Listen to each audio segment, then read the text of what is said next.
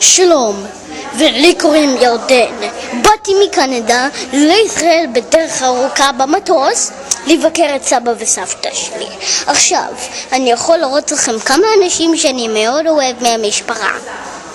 הנה, אבא שלי.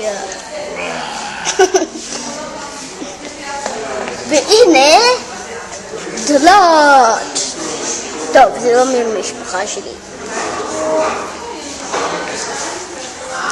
אז אבא שלי מאוד מצחיק ונחמד. אז כן.